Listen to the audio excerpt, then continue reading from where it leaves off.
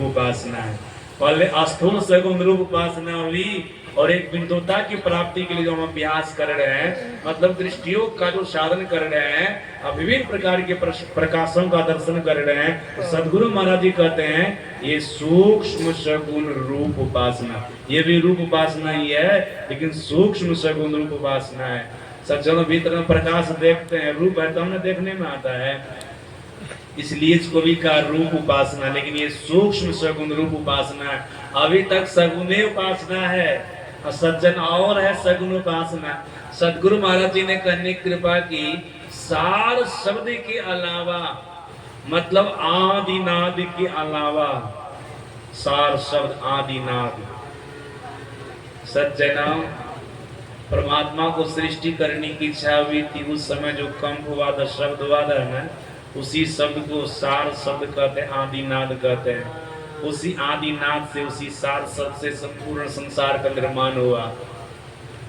एक शब्द सब कुछ किया, ऐसा समरथ सोया के पीछे जो करे सो बलीना, कहते हैं ना, उसी एक शब्द से संपूर्ण संसार का निर्माण हुआ, दुनिया बनी, प्रकृति बनी। सज्जना, उस शब्द के अलावा सदगुरु महाराज जी कहते हैं अनहद नादों का ध्यान करना। अनहद नाद का मतलब होता बहुत प्रकार का नाद, बहुत प्रकार का शब्द, अनहद नादों का ध्यान करना।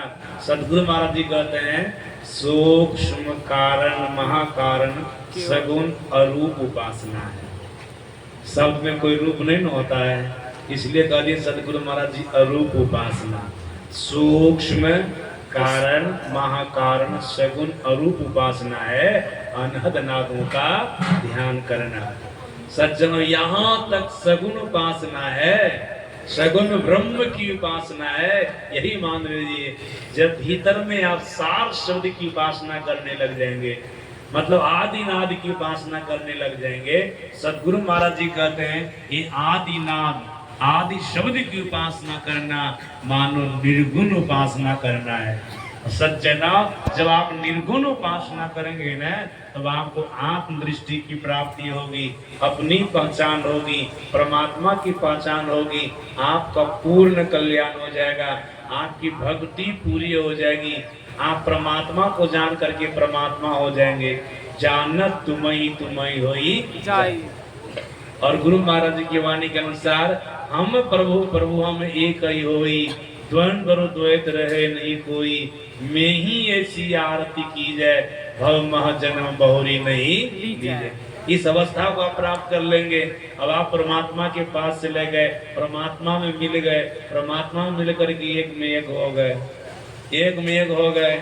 जैसे अनेक प्रकार की नदियां समुद्र में मिलकर के समुद्र हो जाती है, यथा नदी संगमाना समुद्र गच्छन्ति नाम रूपे विहाया तथा विद्वान नाम रूपात् विमुक्ता परात् परम पुरुष में वैदि दिव्यम। ऋषि कहते हैं जैसे अनेक प्रकार की नदियां समुद्र में मिलकर के समुद्र हो जाती है, उसी प्रकार से जीवात्मा परमात्मा को पाकर के परमात्मा हो जाता है। अब इसका न जन्म होगा न मरण होगा। अब ये जन्म मरण के चक्र से छूट गया, आवागमन के चक्र से छूट गया। तो सज्जना, हम आपको इसी तरह से उपासना करनी है। उपासना की विधि सच्चे सदगुरु से सीखनी है। पहले सगुण उपासना करना है, फिर बाद में निर्गुण उपासना करना है। अगर दोनों प्रकार की उपासना हम आप कर लेंगे तो परमात्मा के पास जाएंगे, जिस परमात्मा के पास चले जाने पर जीव जन्म मरण के चक्र से छूटते हैं, आवागमन के चक्र से छूटते हैं। सज्जनों, अभी जो पाठ हुआ था उसके आधार पर मैंने आप लोगों को प्रवचन सुनाया। कल अपराह्न काल